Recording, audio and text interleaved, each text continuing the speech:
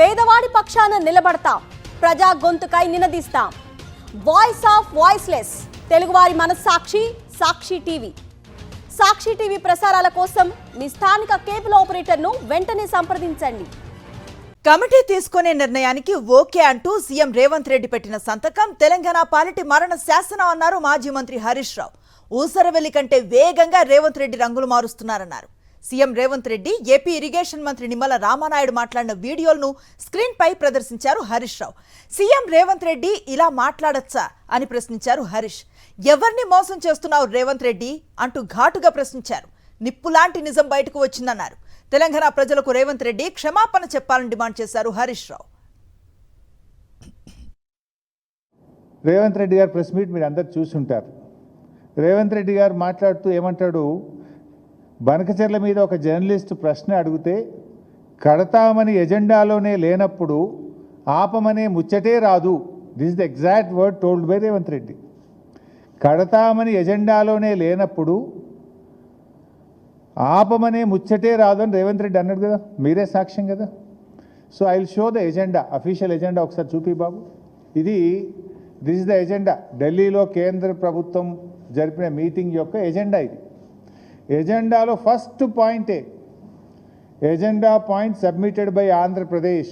Point number 1, Godavari Banakacherla link project. ఎజెండాలో మొట్టమొదటి అంశమే గోదావరి బనకచెర్ల ప్రాజెక్టు. ఇది అఫీషియల్ ఎజెండా, ఇంత స్పష్టంగా ఉన్నది.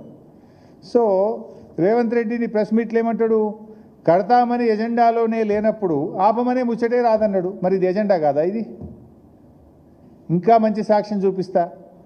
పాపం ఆయన కడుపు సల్లకుండా ఆంధ్రప్రదేశ్ మంత్రి నిమ్మల గారు ఉన్న విషయాన్ని బయటపెట్టారు. ఒకసారి ఆ వీడియో కూడా చూద్దాం. వాస్తవానికి ఆంధ్రప్రదేశ్ మంత్రి గారు ముందు మాట్లాడిండ్రు, రేవంత్ రెడ్డి గారు తర్వాత మాట్లాడిండు.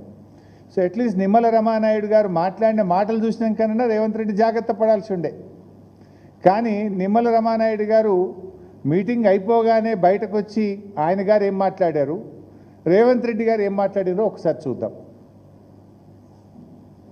మరి మెయిన్గా ఏదైతే ఆంధ్రప్రదేశ్ రాష్ట్రం నుంచి పోలవరం బనకచెర్ల ప్రాజెక్టు అంశం మీద ఏదైతే ఆంధ్రప్రదేశ్ ఇచ్చినటువంటి అంశం మీద, అదేవిధంగా తెలంగాణ రాష్ట్రం కృష్ణా గోదావరికి సంబంధించినటువంటి ఏవైతే రేజ్ చేసిన ఇష్యూస్ ఏవైతే ఉన్నాయో ఇవి రెండు కూడా టెక్నికల్ ఇష్యూస్ అన్నీ కూడా ఇన్వాల్వ్ అయి ఉన్నాయి. కాబట్టి ఈ టెక్నికల్ ఇష్యూస్ని ముందుగా ఒక పరిష్కారం చూపేటటువంటి విధంగా ఒక కమిటీని నిర్ణయం తీసుకోవాలని, ఏదైతే ఈ యొక్క కృష్ణా గోదావరి ఇష్యూస్, అదేవిధంగా పోలవరం బనకచెర్లకు సంబంధించినటువంటి ఈ యొక్క రెండు సబ్జెక్టుల మీద కూడా మరి ఇటు టెక్నికల్ అదేవిధంగా అడ్మినిస్ట్రేటివ్ ఆఫీసర్స్తో కలిపి వాళ్ళు బనకచెర్ల గోదావరి బనకచెర్ల వాళ్ళు కడతామని అడుగుతాయి కదా మేము ఆపమని చెప్పడానికి.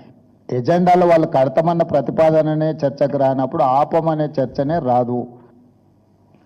సో ఎంత అంటే నిస్సిగ్గుగా, ఎంత చిచోర్ అంటే ఒక సీఎం ఇట్లా మాట్లాడొచ్చా? ఎజెండాలో చూస్తే ఫస్ట్ పాయింటే గోదావరి బనకచెర్ల.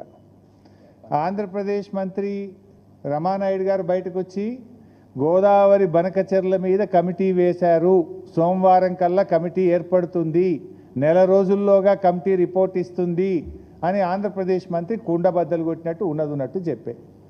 రేవంత్ రెడ్డి దాని చర్చే జరగలేదు, చర్చ జరిగితే కదా మేము ఆపమనేది అంటాడు. ఎవరిని మోసం చేస్తున్నావు రేవంత్ రెడ్డి? నిన్ను ఈ రాష్ట్ర ప్రయోజనాలు కాపాడడానికి ప్రజల్ని నెన్నుకున్నారు. ఆంధ్రాకో చంద్రబాబు నాయుడుకు అప్పజెప్పడానికో కట్టజెప్పడానికో నీ గురుదక్షిణ చెల్లించుకోవడానికో ప్రజలు నీకు అధికారం కట్టబట్టలేదు. నీకు ఇప్పుడు లోపల జరిగింది ఉన్నట్టు రామానాయుడు గారు చెప్పారు. రేవంత్ రెడ్డి దాచాలను చూసిండు, దాచాలను చూసినా నిజం నిప్పు లాంటిది, నిజం ఇలా బయటకు వచ్చింది, దాగలేదు. ఇప్పటికైనా బేషరతుగా క్షమాపణలు చెప్పు రేవంత్ రెడ్డి గారు. బేషరతుగా నువ్వు రాష్ట్ర ప్రజలకు ఇంత బాహాటంగా అబద్ధాలు చెప్పినందుకు నువ్వు క్షమాపణ చెప్పాలని చెప్పి ఈరోజు మేము డిమాండ్ చేస్తూ ఉన్నాం. ఎందుకంటే ఆంధ్రప్రదేశ్ మంత్రి గారు బనకచెర్ల మీదనే ప్రధాన ఎజెండాగా చర్చ జరిగింది, దాని మీదనే కమిటీ వేయడం జరిగింది అని అంత స్పష్టంగా చెప్తే రేవంత్ రెడ్డి గారు బుకాయించడం అంటే ఇది తెలంగాణ రాష్ట్ర ప్రజలను వంచడమే, ఈ రాష్ట్ర ప్రజల్ని మోసం చేయడమే. ఇంత దుర్మార్గంగా మాట్లాడతావా నువ్వు? మరి ఆ పక్కనున్న రేవంత్ రెడ్డి అంటే తెలంగాణ ద్రోహి, చంద్రబాబు నాయుడు గురుదక్షిణ చెల్లించుకుంటాడు. ఆ పక్కనున్న ఉత్తమ్ కుమార్ రెడ్డి కన్నా సోయి ఉండాలి కదా. ఉత్తమ్ కుమార్ రెడ్డి అన్న నిజాయితీగా మాట్లాడాలి కదా. ఇలా రాష్ట్రంలో నడుస్తున్నది కాంగ్రెస్ పాలన కాదు, ఇవాళ బీజేపీ టీడీపీల రిమోట్ పాలన నడుస్తూ ఉంది. ఈ మధ్యనే ఒక కాంగ్రెస్ ఎమ్మెల్యే కూడా చెప్పిండు, బాబు కోవట్టులు తెలంగాణలో ఉన్నారు, ఉత్తమన్న నువ్వు ఈ లెటర్లు రాస్తే పని జరగదు, అసలు చంద్రబాబు కోవట్లే ఈ రాష్ట్రంలో ఉన్నారు అని మన రాష్ట్రానికి చెందిన ఒక కాంగ్రెస్ పార్టీ ఎమ్మెల్యేనే ఉన్నది ఉన్నట్టు కుండబద్దలు కొట్టినట్టు బయట పెట్టిండు కదా. ఇవాళ జరుగుతున్నది అదే, ఈ రాష్ట్రంలో జరుగుతున్నది బీజేపీ టీడీపీల రిమోట్ పాలన జరుగుతూ ఉంది.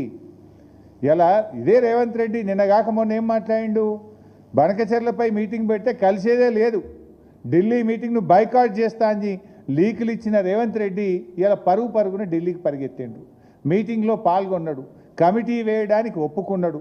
ఒప్పుకోవడమే కాదు, ఒక విలేకరి ప్రశ్న అడిగితే కమిటీ నిర్ణయం శిరోధార్యం కదా, కమిటీ చెప్పినప్పుడు ఒప్పుకోవాల్సిందే అంటుండు.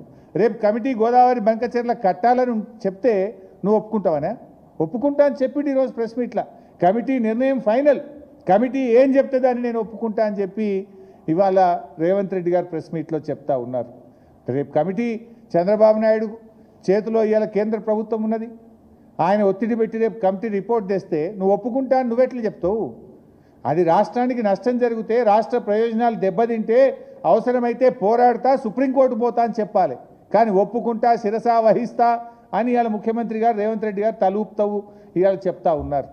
కమిటీ వేసుడేంది, కమిటీ చెప్పినట్టు వింటా అని నా తల ఊపి సంతకం పెట్టొచ్చుడు ఏంది రేవంత్ రెడ్డి? ఎట్లా సంతకం పెడతావు నువ్వు? కమిటీ చెప్పినట్టు వింటా అని రేవంత్ రెడ్డి సంతకం ఎట్లా పెట్టాడు అని నేను అడుగుతా ఉన్నా. ఇది రాష్ట్రానికి చేసేటువంటి తీరని ద్రోహం. తెలంగాణ పాలిట ఇవాళ రేవంత్ రెడ్డి మరణ శాసనం రాసే ప్రయత్నం చేసిండు. నువ్వు ఇష్టం వచ్చినట్లు చేస్తే బీఆర్ఎస్ పార్టీ చూస్తూ ఊరుకోదు.